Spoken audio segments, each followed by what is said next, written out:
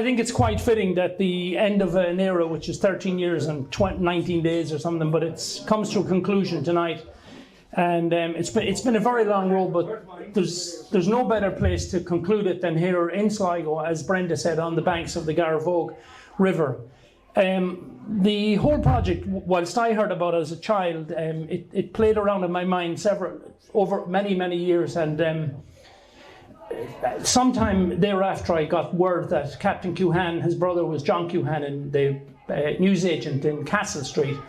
But the real instigating factor that led me to tell this story was I was doing family research in the Sligo Champion in 2011, and I stumbled on the front page of a newspaper, and they were looking at me was none other than a full story of Christy McCran leading the mountain rescue squad up to the wreckage of the St. Kevin on the very night that it happened. And something just really grabbed my attention there then. In fact, it's not an exaggeration to say that I got the hairs on the back of my neck standing, but it just took me over there and then. And as I came across the little walk bridge there at the Fiddler's Creek, I was making my way to Michael Cuhan's shop, the newsagents, to tell the nephew of the captain about this Christy McCran phenomena. And of course, both of us were in shock. But from there I knew I had a story. But what I have to completely admit is at that point I had no clue that it was a phenomenal intergovernmental cover-up. Nor did I even know that the plane was still in the bog with the people in it and the suitcases and wings and engines. And that is the way to this day. That seems to be the thing that irks people, is that the entire plane is still in the bog, bar the tail plane of the actual plane. And over the next few months I started to do research, but of course there was nothing on it. And eventually I tracked down a man in town here, and he was a nephew of Christy McCran, and I asked him, is Christy alive? And he said, no, Christy was deceased, and that was the end of that. But a few months later, I was out on a road at Knocknarea, Rathcarra car park called the High Bray. And this lady engaged me, and we just started chatting on the side of the road, and the name McCran came up, and it turned out that she directed me to Father McCran down in Ransborough. And of course, he turned out to be Christy McCran's nephew. And not only was he his nephew, he was named after him. And furthermore, Christy McCran was alive and well in Doncaster in England. So from there, connections were made, and I went to see Christy McCran, who was extremely reluctant to see me. In fact, on the phone, he told me he didn't know a thing about it, and he just tried to fob me off. I guess in his 90s, he didn't want the hassle of it. But eventually, he did see me, and I went to Doncaster, and not only did it have a profound effect on his life, he even had photographs of it, and some of them are displayed in volume 3 here. And he was just a magical find. And from there, things really started to snowball. People started coming out of the woodwork, and people started contacting me. But one of the most phenomenal coincidences, then I started encountering all these coincidences that just kept leading me to keep the journey going. And one phenomenal coincidence I encountered was I was in a Barnes and Noble store. They're a very large book chain in the USA. And my wife at the time was a manageress in the store, but each of these stores has a little cafe, and they make the most beautiful tea. And I came back from Ireland, and I was having a cup of tea one evening, and this young girl is making me my tea, and I said to her, please don't stew my tea. And she said, I wouldn't dream of stewing an Irishman's tea. And I said to her, why did you say that to me? And she said, because my mother's Irish, and I'm sure, as you all know, when somebody claims to be Irish, it's generally one of the great-grandparents. But I said, how Irish is your mom? And she said, my mother's full Irish, born and bred. And it turned out her mother was a lady called one of the McDaniels here. In fact, it's the first house in Abbeyville they came from. And so this phenomenal connection was made, and I mentioned that her aunt, that she would have an aunt who's married to a McCran man, who's here tonight, who's a nephew of Christy. And at this point, everyone in the store was gathering around at this coincidence that this girl was in this tiny cafe whose mother came from my hometown, who I actually knew. I knew her mother as a young teenager. And I turned around and I said to my wife and everyone there, I said, there's no such thing as a coincidence in my life that's not a St. Kevin coincidence. And with that, people were looking at me like, what's he coming out with? And I said to the little girl, her name was Caitlin, I said, Caitlin, you have an uncle in St. Joseph's Terrace in Sligo. and his name is Sean McCrann, and his uncle was Christy McCrann. So basically it became a classic concept of this little girl who I thought was stewing me my tea. Her uncle's uncle led the mountain rescue squad up to the crash site. So, and I just kept encountering all these absolutely bizarre coincidences, and there was just no end to them in sight.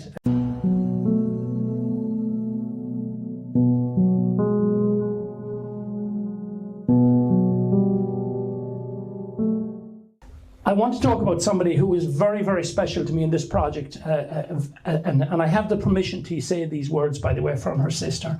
A very eccentric lady who lived out at Kellystown, a brilliantly clever lady called Patricia Handley, and some of you here met Patricia with me. And Patricia's father was the captain on the St. Kieran, which crashed in 1953 in Birmingham, but thankfully everybody survived it.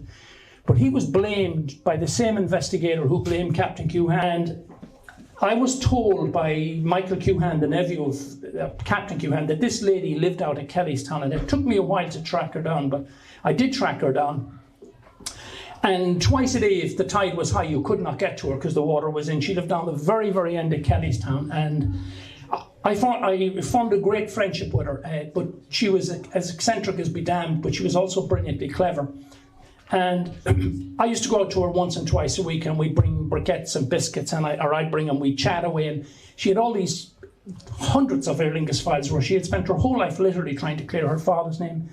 And unbeknownst to her, because they were not of any material relevance to her, she had documents on the St. Kevin crash.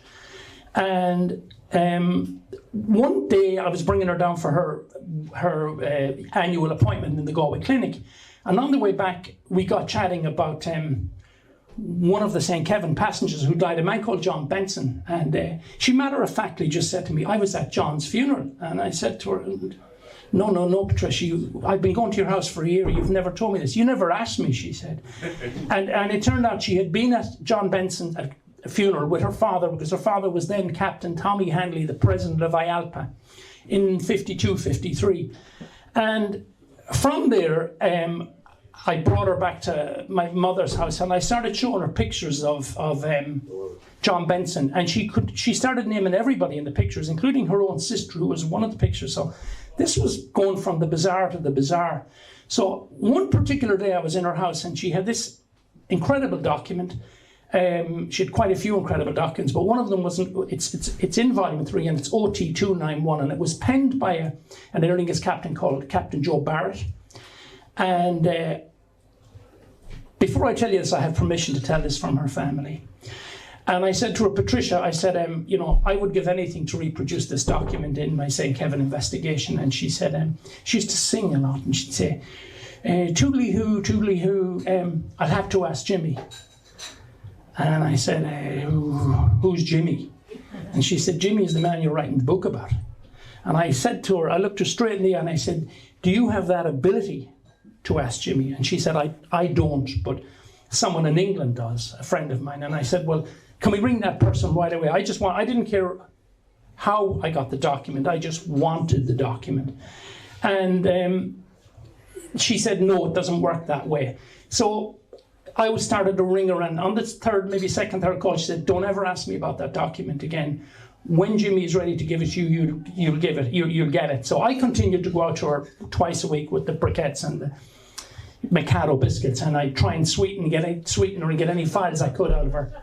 And then one day, about 3 weeks later, she phoned me out of the blue and she said, Jimmy came through here to have the document, and you can have all the documents. And she had an Aladdin's cave of documents, and many of them are reproduced here, and some of them show how the British government carved out in February 1951 the National Airways, which was a direct predicatory factor to the St. Kevin crash, and because Aer Lingus continued to take the direct route, which was the shortcut, because the British government didn't feel it was worthy of putting beacons in on this shortcut. So basically Aer Lingus were saving 10 minutes in time, thousands of pounds a year in gasoline, but there was a small risk involved.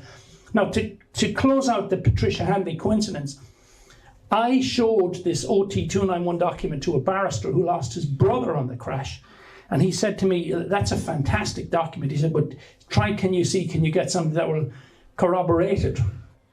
And I went back to Patricia and I said, Patricia, I appreciate that these people are probably deceased, Captain Barrett and First Officer Brian Noble, and Donald Lamont was the radio officer. But I said, have they, any of them got children? And she said to me, I don't, they're all deceased, she said. And she said, but I was at Captain Barrett's funeral. And I said, well, when? And she said, I don't know. And I said, well, was it 100 years ago? Was it 5 years ago? And she said, it was probably 15 years ago. And I said, did you meet any of his children at the funeral? And she said, actually, I met a son of his at the funeral.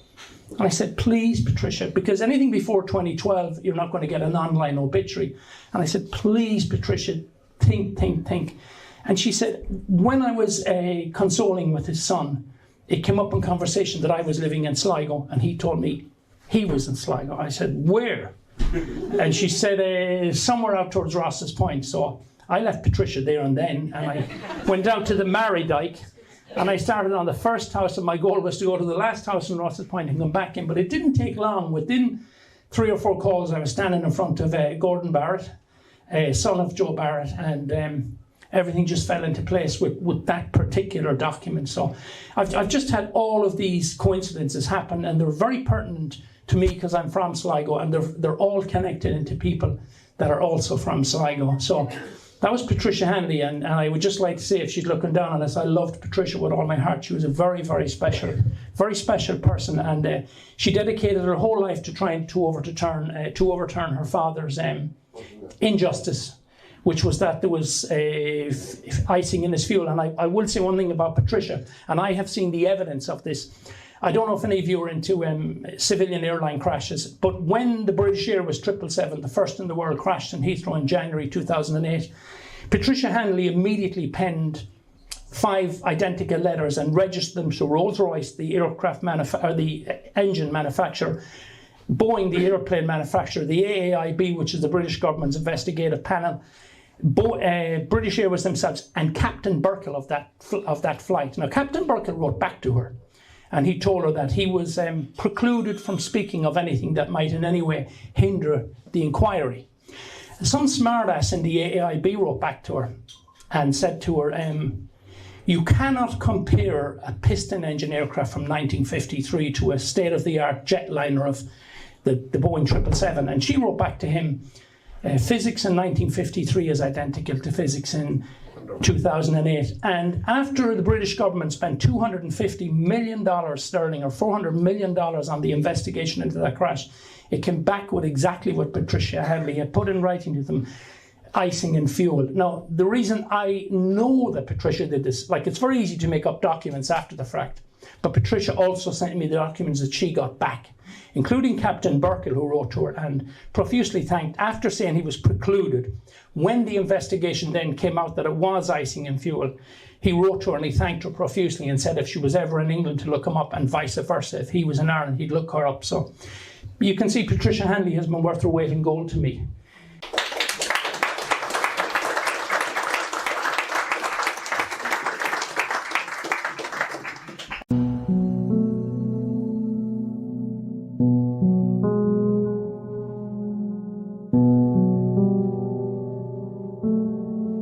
Aer Lingus' chief air hostess, or they were called stewardesses then, was a lady called Anna Greevy. Her sister was the famous operatic singer Bernadette Greevy. But Anna selected Deirdre Sutton to go on the flight that night, and she lived her whole life out in guilt.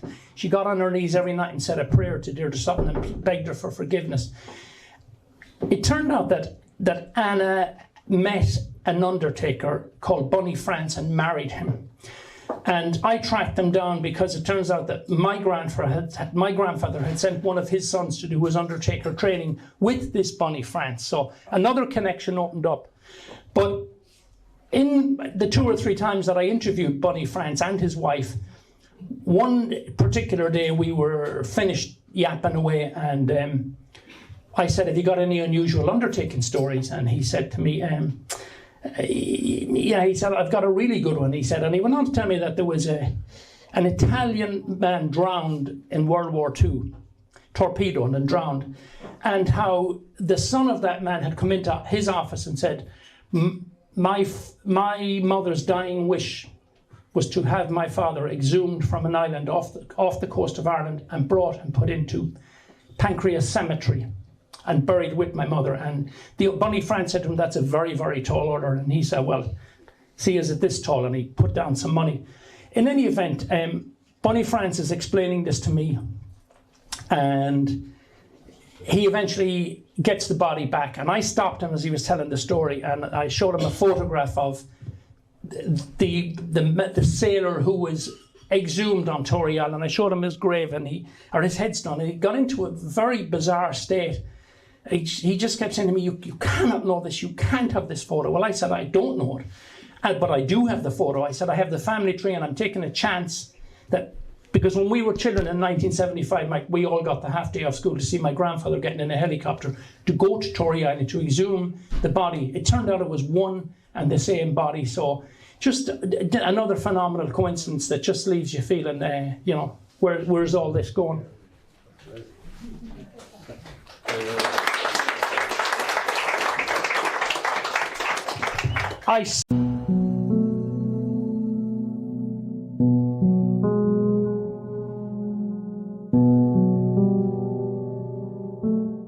This story is told in volume 1, by the way, and it's again on the subject of a very unusual undertaking story.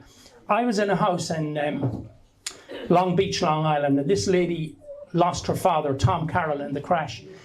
And the last time she had seen him, she was 12 years of age, and he gave her a kiss on the cheek and said, see you next month. And of course, he came across the Atlantic safe, but he died on the St. Kevin on an internal European trip to Britain and back. And I was in her house in 2002, and she got in an awful state when she heard me inadvertently say to someone else that her father's body was still in the plane. And she made me promise her there and then that if she ever made it to Europe, that I'd take her to the crash site. And I gave her my word I would, and I never thought she would. But 3 years later, she turned up, and we got to the crash site amidst very difficult terrain, but I got her to the crash site. And as we crossed out on the mountain plateau, which if any of you have been there, you'll know the bowl. And as we came out on the bowl of the mountain, she said to me, she said, Gavin, I think you're wrong. She said, in fact, she said, I know you're wrong. I was at my father's funeral. And I said, Maureen, you weren't at your father's funeral. And she said, I was at my father's funeral. And she got this memory on the mountaintop. So we agreed to disagree there and then. Of course, I was convinced I was right. She was convinced she was right. So eventually she went back to America 2 days later, and she asked her brother, surely I can't have imagined that, and her brother told her that, yes, she was at her father's funeral, but there was nothing in the coffin. Her mother had did it because of her young age, and because he had a string of bars in New York City, she wanted to give him a good send-off so that all the clientele and all the suppliers in the industry would come. So they had a fully fledged funeral with nothing there. And it was primarily done for the daughter. So the next thing I had to set out doing was to find who this rogue undertaker was. And I assembled a listing of hundreds and hundreds of New York City undertakers. And I started ringing each of them and giving them the same line. I'm from an undertaking family. Unusual stories do get carried on. Please, please, you remember this. And I started leaving my phone number with all these people. And about 4 days later, I get a phone call back. And it's a girl who tells me, I know exactly what you're talking about. It was my grandfather bought the firm, and it was the people before them bought him. And from there, I ended up getting photographs of the original funeral home and the memorial card, etc. So, and that firm is still in existence in the Bronx. It's called Quirollos, Quirollos.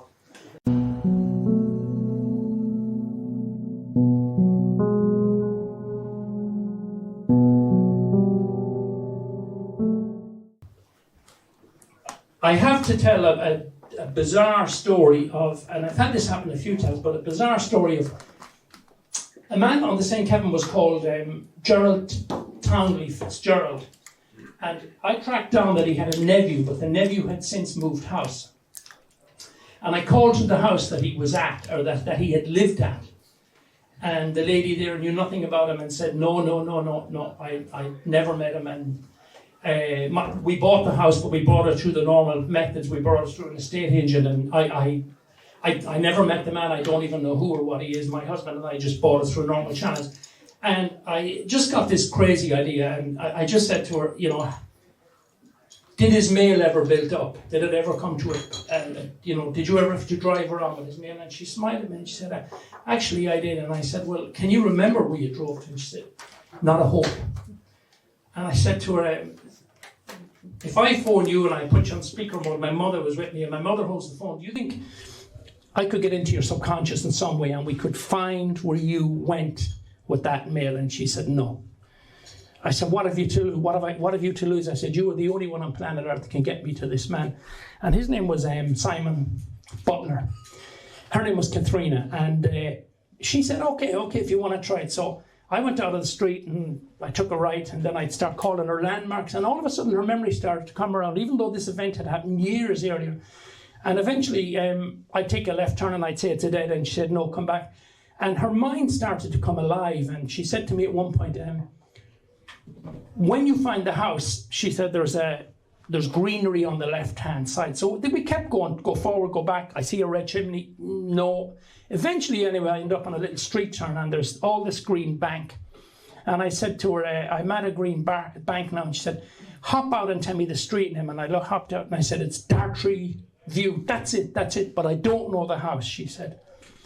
So, but it's one of those. So I quickly surmised that most people know anyone who lives two doors either side. So I thought if I hit 3, 8, 13, 18, 23, I'll find out where Simon Butler lives. So I went to number 3, there was nobody there. So instead of going to 4 in case breaking the 2 rule, he doesn't know who one is, I go back to number 2. And a little old lady answered the door to me. And her name was Cecily Barry. And she said to me, no, she said, listen, my son has gone out for a while and my short-term memory is not the best. Will you write down what you want? So I wrote down my name, my number. I'm looking for Simon Butler, who was a nephew of Gerald Townley Fitzgerald, killed in an air crash, 52. And as I walked away from her, she shouted after me, I know somebody killed in an air crash. And I thought, because she was a little old quintessential lady, I said I'd walk back to her. And I went back expecting, you know, it was someone crop dusting in New Zealand, her first cousin 4 times removed or something, because civilian air crash deaths are almost non-existent. And I went back to her and she said to me, you won't know her, she said, because it's way before your time. My first cousin was the first air hostess killed in an Aer Lingus crash. So I said to my mother, I said to her, excuse me, I said, when I go to tell this story, I said, nobody's going to believe, can I bring my mother in to witness it? And I got mother in and she made us fine tea made us tea in her fine china. And it turned out that she watched the funeral cortege of Deirdre Sutton. They had a shop in Sandford in Dublin, and she watched it overhead and described it in detail to me. And then we parted our ways. We spent about an hour with her. Of course, I was mad to get back down to Cannies to have a few beers. I completely forgot the person I was really looking for. So I came back to Sligo, had a few beers, was flabbergasted that I'd got a bigger fish than I went looking for. And the next morning I got a call from this woman's son. And he says, I'm looking to speak to Gavin Walsh. I said, you're speaking to him. And he said, thanks for making the connection. Simon Butler is the first house you called to number 3. My mother's day-to-day memory's gone. Of course she knows him, but she didn't know to tell you. And we've lived next door for so many years and we're connected into this same air crash. So what you had was a nephew and a cousin of the air hostess. So I've had hundreds of those kind of things happen to me, and it's almost like the story has attached itself to me, and it keeps teasing me for the next day, what's around the corner. And it's got to the point where nothing of it surprises me, and I mean that very genuinely, absolutely nothing. And the last one of those stories I have, and I cannot explain any of these to you. I honestly don't mind if you don't believe them. The only words I can use for them are they're inexplicable, unexplainable, but they all work out. They all produce results.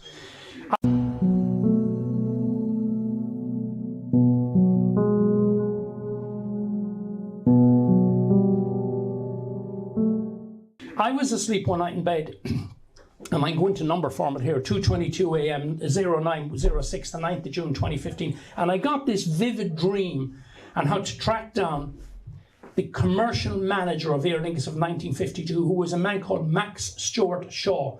And I was interested in Max Stuart Shaw because when the coffins came back, including Evelyn Belton, when the 5 coffins came back from the following Tuesday, Max Stuart Shaw was in attendance at RAF Valley RAF base, and he didn't want the coffins on their own, and he put up his hand and he said, I'll go with them. And of course an ATC man in Dublin called Dara, he said, I'll go with him. But in any event, Max Stuart Shaw was of good character and came back on the flight with these coffins. So I was desperate to get his photo, but of course by the law of averages, age-wise, he was well gone. But I got this dream and I put the dream in place, and the next Sunday I called to 9 Seymour Square in Brighton in South England, and answered the door to me, and I said, excuse me, I'm not looking for you, the man I'm looking for is probably dead, but I said, it's 9 Seymour Square, and he said to me, you're from Aer Lingus? I said, no, but you're pretty close, I'm up here about Aer Lingus. I said, why would you say that to me? Well, he said, you're evidently looking for Max Stuart Shaw when you know he's dead. You're at the right address, but you're at the wrong house, he said. And he said, Max was a great friend of mine. Now he said, tell me what you want. I said, I need to speak to anyone belonging to Max till I get a photo of him. I want to hear his stories. And he said, well, his wife is still alive and she's 97. And he said, she lives in 9 Seymour Square. And he said, if you hadn't used your sat-nav, you'd have gone to her address instead of my address. So I said, do you know this lady? He said, I know her very well. She was a socialite in the 1940s and 50s. She's now 97, so he calls her and she says, tell him give me 15 minutes. And he puts his hand over and he says she's putting on her face. So anyway, he walks me down the back of his driveway and he walks me into this plush area, and it's a beautiful tower block overlooking the sea, and she buzzes me in and I go up in the elevator, and there's somebody with me, by the way, a friend of mine, Sue Oxtoby, is with me. And this lady meets us out of the elevator. This widow of Max Stuart Shaw meets us out of the elevator. And she takes me in and she tells me that Gareth Fitzgerald, that our Prime Minister, Gareth Fitzgerald, gave a 40-minute eulogy at her husband's funeral, which, by the way, was true. And that her husband, Gareth Fitzgerald, said that he'd have been nothing, well, he wouldn't have been the Prime Minister of Ireland only for her husband, because he took him under his wing in Aer Lingus in the 1940s. And then she proceeded to question me in detail as to what I knew and why was I there. And I said, I'm here because Max did something very honourable. She said, is that the Aer Lingus crash that nobody knows about? I said, it is. She said, it upset Max greatly, and I've heard the story. She knew all about it. And then out of the blue, she turned around and she said to me, and again, I'm not putting this on any of you. I don't expect you to believe it. It's my experience. She turned around and she said to me, and the lady, Sue, who was beside me, she witnessed this, and she said, as cool as anything, she said to me, did my Max send you to me? I said, he did last Tuesday night. She said, I wish he'd stop doing that. And in any event, I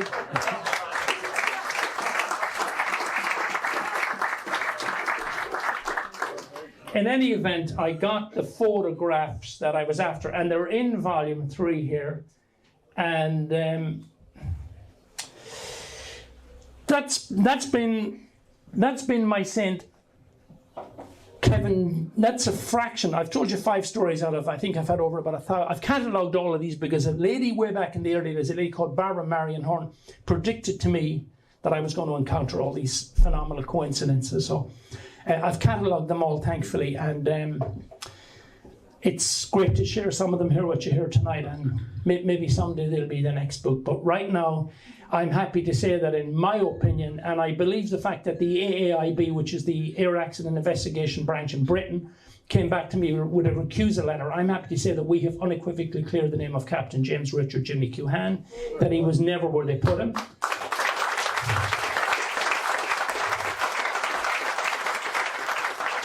He was travelling in a northeast direction, not a westerly direction.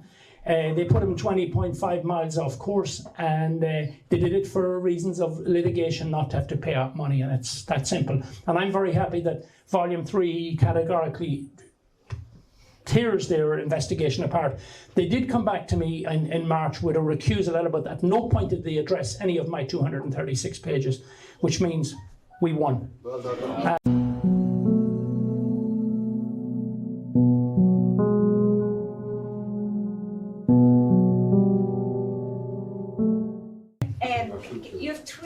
Yes, yes. Can you just give us a brief outline of what's in the 3? Well, the structure of the books came to me as I went along, because I'm a one-man band and it took 13 years and whatever else. What I did was initially I'd break down the biography. They're not just books about the air crash, they're books of the lives of the people. And each book contains several biographies. But in the first book, I show the predicatory factors that built up to the air crash. Pardon me, I show the entire history of that particular DC-3. That's a very specific model. 16699 was the MSN number, and I even tracked down the people who riveted it. So I go through everything into it. In volume 2, I tried to set out a circumstantial case as to what befell the St. Kevin by detailing what we actually know befell a sister aircraft called the St. Conan, which was travelling 26 minutes behind it. And in volume 3, and volume 3 took the longest of all, that's why it's so goddamn big. But the first 56 pages show the dire straits Aer Lingus were in financially, and that is the real reason that the investigation and the inquiry had to go the way they wanted it to. And I've said this before and I'll say it again. Had the inquiry gone against Aer Lingus would have gone bankrupt. There is no question of that. It's happened to TWA, Pan Am, ValueJet, any amount of them. If an airline is in financial difficulty, one accident will knock it to the ground. And Aer Lingus were in ferocious financial difficulty at that point. They were losing money year in, year out. And the Conservative Party in Britain wanted rid of Aer Lingus because, I forgot to say, the British government owned 40% of it. The Irish government couldn't afford to keep these losses up on their own. The newspapers of the day were calling for the airline to be either shut or losses to be stemmed, but they couldn't stem the losses. And one of the ways they stemmed these losses was to cut the 3 to 2-man crews, and that is one of the causal factors that led to the loss of the St. Kevin. So I hope that answers your question. Thank you. A long, detailed answer as usual, but anyway.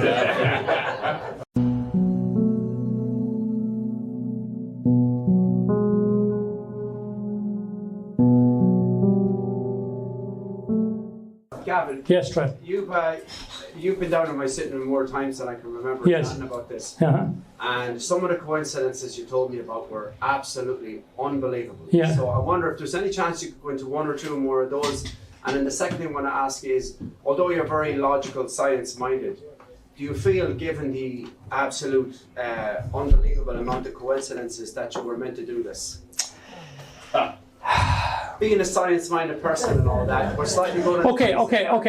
You can answer first. Well, I'll answer it this way, because there's a few things here I didn't bother going into, because one, I'm bloody sweating. But anyway...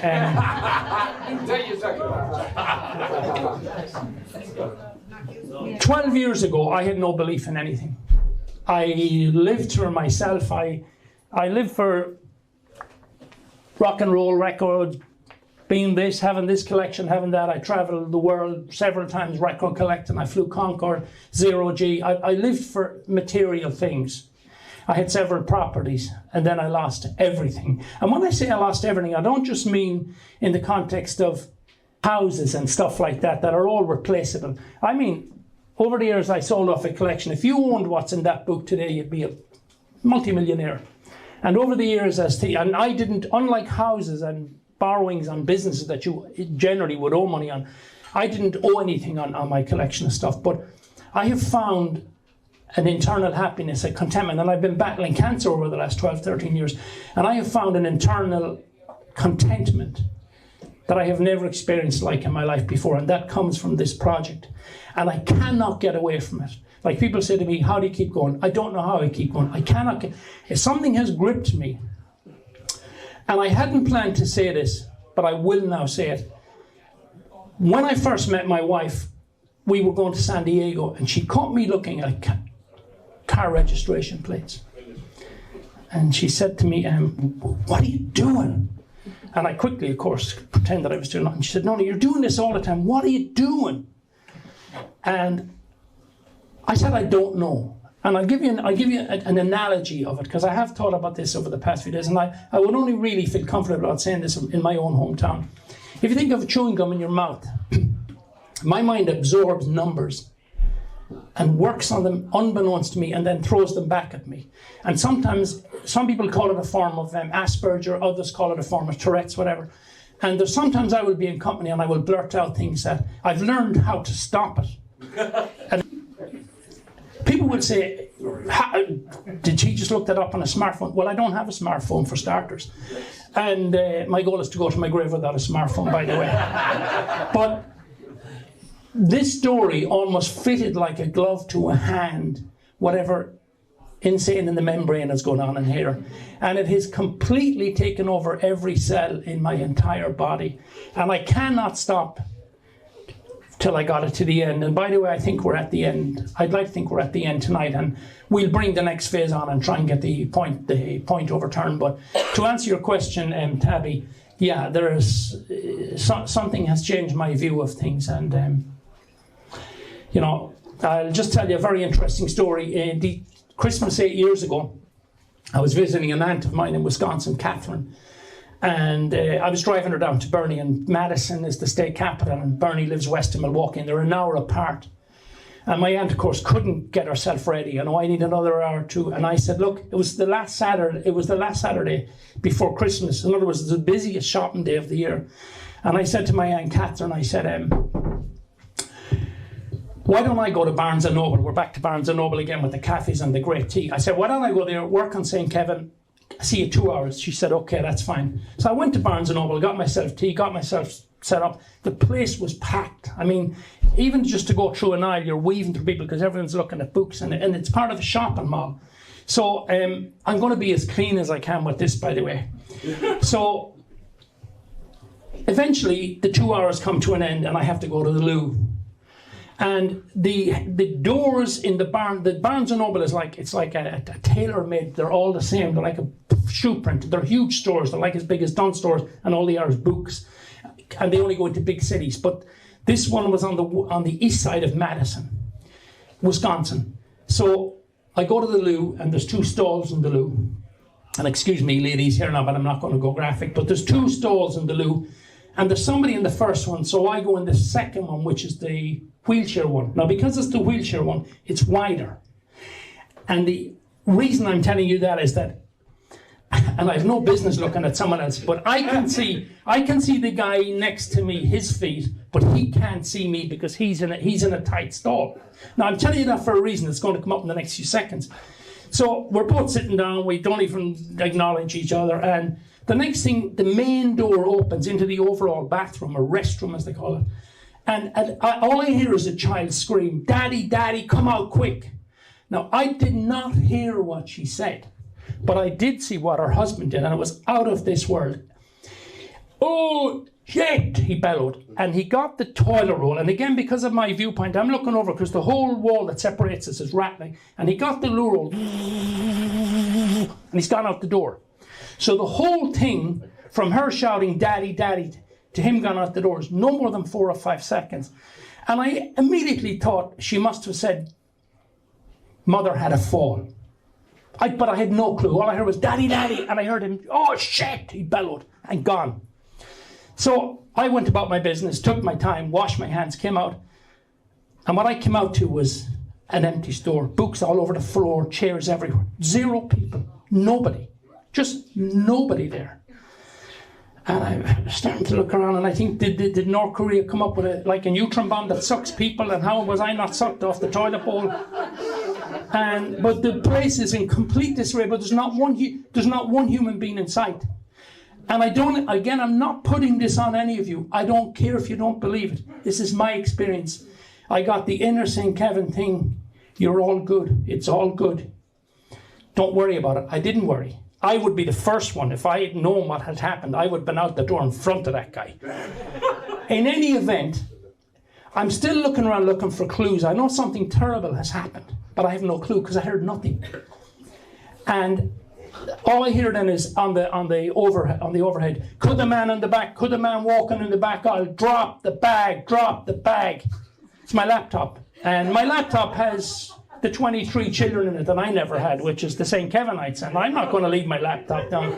"Put the bag down, drop the bag," and I can't see who's shouting this at me. "Put your hands over your head." So I put the bag down, and the next thing they start shouting, "Where'd you come out of?" I said, "The restroom." And I was brought into a big storeroom, and what it was, when they build these buildings, because they get very different kind of weather systems in the USA, they build them with very strong doors. So I was basically brought into a lock room. And when I got in there, it was full of people. And everyone had their smartphones out. And because smartphones were only that new, and they're all watching on television, a whole CNN crew, Fox News, they're all outside. There's been a mass shooting. So what the child had roared in at her father was, "Daddy, Daddy, come quick, there's been a shooting." And for some reason I didn't hear the word shooting, so I just thought it was something personal.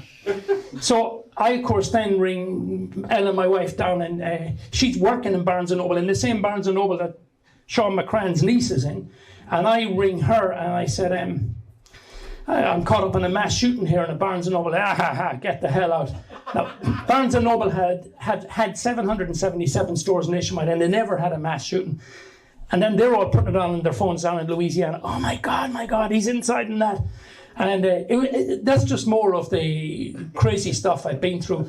And maybe my luck is going to run out tonight, but I will say this, that I have been guided, nurtured and protected by something not of this earth to get this story told.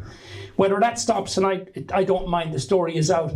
But all these coincidences, and I've only given you 5 or 6 of them, I've had over 1,000 of them. There is just no explanation. And I would genuinely love to sit down with somebody who has the academic brain and go through the odds and the probability of all of these unfolding. And what are the odds on? Because I will assure you they're off the Richter scale. They're billions or trillions to one. And they just never stopped till I got everything I needed. That's it.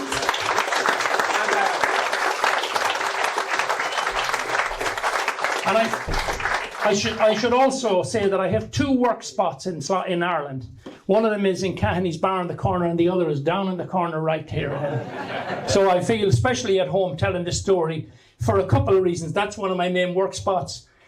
Christy McCrann, you could throw a stone up to his house in Garavogue, and I was told about the story when we were living in a masonette in Dory Park.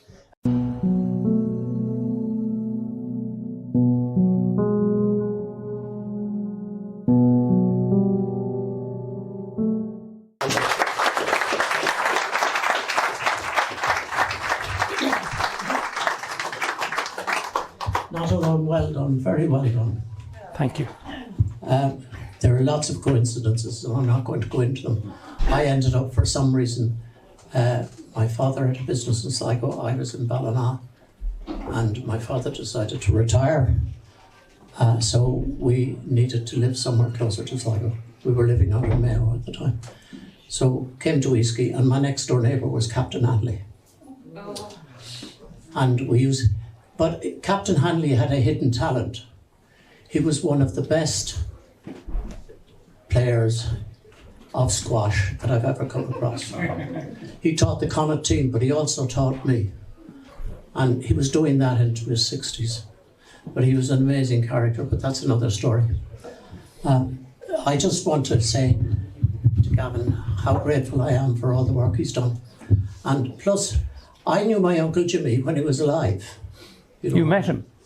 You met Jimmy? Yeah, he used to come to Sligo with his brother Mossy to meet my father. There were 3 Corkmen together. My father always said he needed to meet them now and again to get his wit sharpened. And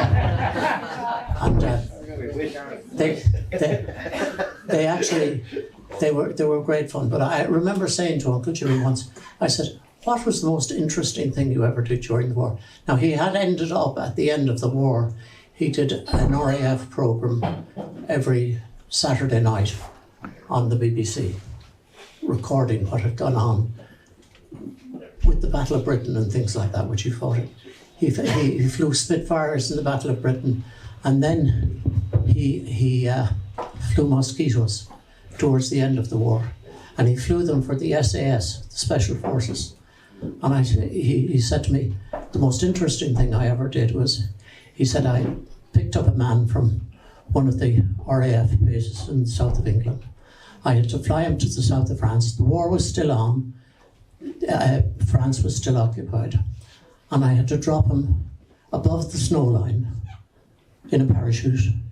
And he had a ticket to get to a train down in a village about 17 miles away. And he said, I found out after the war he had made it. But these were the things that they did and that he did, which, you know, never came out. But he was a great character. Again, well done. Thank you, Michael.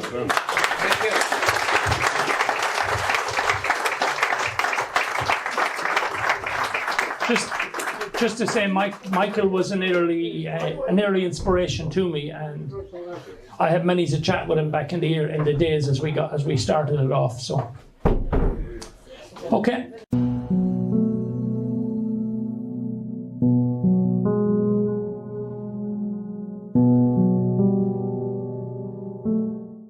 You want to speak? Yeah. I think on behalf of those who've actually lost people in that air accident, my father was killed before I was born, and the work that Gavin has done, the 13 years of actually hard work, you know, the story of what actually happened would not be known. And we owe him enormous gratitude. And I would like you all to give a real round of applause.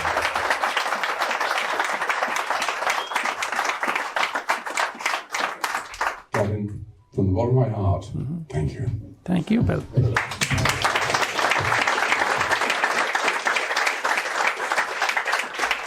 And I would like to finish up on I actually had these words for finishing up.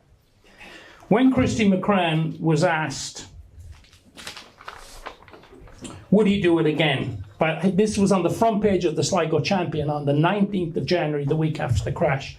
I don't know who the editor was back then, but he asked Christy, would you do it again? And Christy was, by the way, the fittest man in the RAF. They put him in to do any of the country championships. He won everything. He was unbeatable. And Christy's answer was extremely succinct and poignant. I would rather run up and down Ben Bulben 20 times a day than to do that job again. But it had to be done, and I had to do it. And now I'm going to paraphrase Christy McCran. I was given a story that had to be told. I had to do it, and it's done.